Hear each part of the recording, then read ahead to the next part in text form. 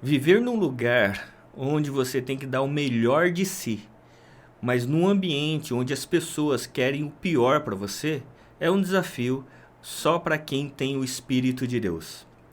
Hoje, no Gente Como a Gente, eu quero falar sobre Daniel, um profeta, um homem que viveu de forma extraordinária, com passagens fantásticas na sua vida, mas que estava vivendo num ambiente altamente hostil.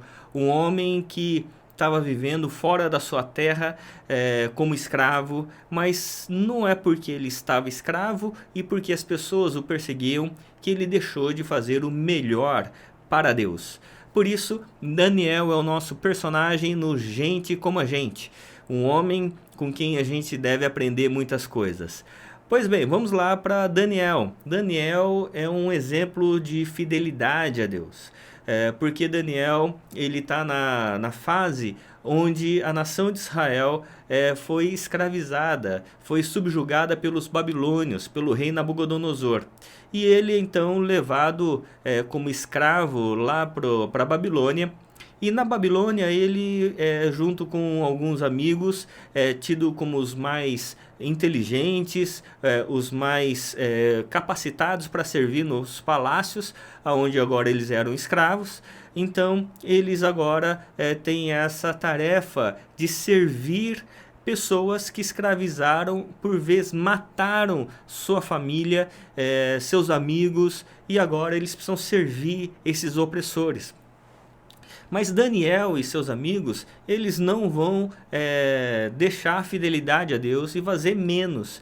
Ao contrário, porque eles entendem que representam a Deus, eles vão fazer de forma cada vez mais excelente. Uma das passagens interessantes é logo no início do livro de Daniel, quando Daniel e seus amigos resolvem assim, a gente não vai se contaminar com as iguarias do rei, a gente não quer se contaminar, e eles resolvem então ter uma dieta vegetariana, e eles falam assim, olha, Deus vai nos sustentar. E aí quando o eunuco, né, que era a pessoa responsável pela cozinha, falou assim, olha, vocês vão me deixar numa situação difícil, porque se eu não der comida para vocês, a comida que foi destinada, eu posso ser morto. E Daniel fala assim, olha, então vou fazer o seguinte, faz um teste com a gente durante 10 dias. Dá pra gente somente os legumes e a gente vai se alimentar disso. E no final desses 10 dias você analisa se a gente está mais fraco ou mais forte. Tá certo? Vamos fazer esse teste. E aí o eunuco topa. Daniel e seus amigos se alimentam apenas dos legumes e eles ficam mais fortes. Então eles sobressaem tanto na força quanto na inteligência com relação aos demais. E é interessante essa questão. Mas passado essa primeira situação, tem uma segunda situação extremamente difícil, principalmente para os amigos de Daniel.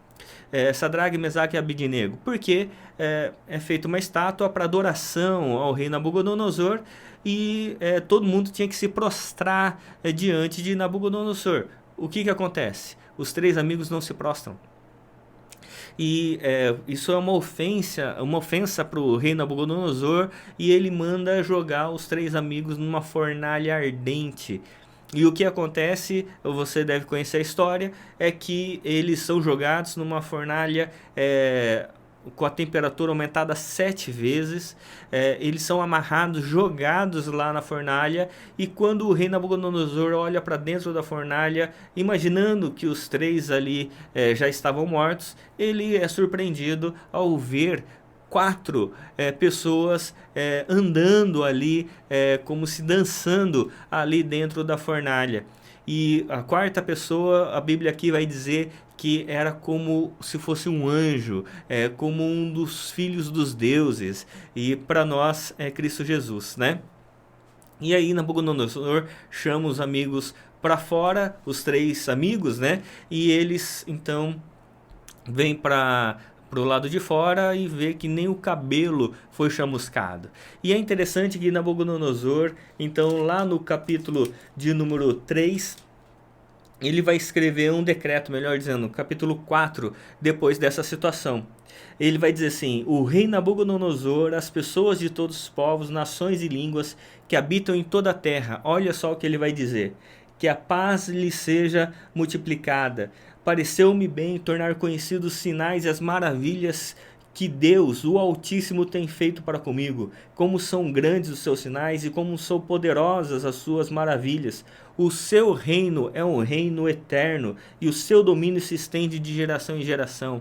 Interessante que Nabucodonosor vai dizer isso com relação a Deus depois dessa passagem com os amigos ali, os 3 amigos de Daniel. Só que o reino babilônio ele vai cair. E quem vai tomar o reino babilônico vão ser os medos e os persas. E os persas eles vão então agora tomar o reino e junto os servos, os escravos, entre eles Daniel. E Daniel, que era um dos principais escravos ali no reino babilônico, vai se tornar também um dos principais no reino persa, com o rei Dario, Ciro e depois Dario. E com o rei Dario vai acontecer uma situação muito parecida que havia acontecido com os amigos de Daniel. Porque havia ali um reinado novo, muita disputa de poder, e todo mundo sabia da inteligência, da capacidade de que Daniel tinha, e eles vão falar assim, olha, a gente precisa armar alguma coisa para Daniel, porque senão ele vai tomar a liderança aqui, o governo de todas as coisas. E aí as pessoas armaram uma situação, fazendo com que o rei Dario fizesse um decreto para que todas as pessoas se ajoelhassem diante dele, para que não se ajoelhassem diante de outros deuses. E só que Daniel tinha o hábito de orar 3 vezes ao dia. E acontece que ele é denunciado com relação a isso, e Dario, como ele tinha assinado um decreto, então ele, muito triste, ele concorda em jogar Daniel na cova dos leões. Pois é, e é o que acontece. Daniel é jogado na cova dos leões, só que Deus intervém nessa situação, os leões não fazem nenhum mal para Daniel. Dario, quando faz isso, ele fica muito chateado, não consegue dormir à noite. Pela manhã ele corre lá com uma voz entristecida, fala assim, Daniel, você está aí, Deus foi favorável a você? E aí Daniel responde que Deus havia fechado a boca dos leões e Daniel é solto. E daí as pessoas que armaram tudo junto com seus familiares são jogados na cova dos leões e eles não chegam nem ao fundo da cova e os leões ali os matam, né? Mostrando ali como Deus protegeu Daniel dessa injustiça. E Dario, a exemplo de Nabucodonosor, também faz um decreto. E olha só o decreto do rei Dario. Vai dizer assim no final do capítulo 6, que a paz lhe seja multiplicada. Faça um decreto pelo qual em todo o domínio do meu reino todos tremam e temam diante do Deus de Daniel. Olha que impressionante. Porque ele é o Deus vivo e que permanece para sempre. O seu reino não será destruído e o seu domínio não terá fim. Ele livra, salva e faz sinais e maravilhas do céu e na terra. Foi ele quem livrou Daniel do poder dos leões. E diz aqui que Daniel prosperou no reinado de Dario e no reinado de Ciro, o persa.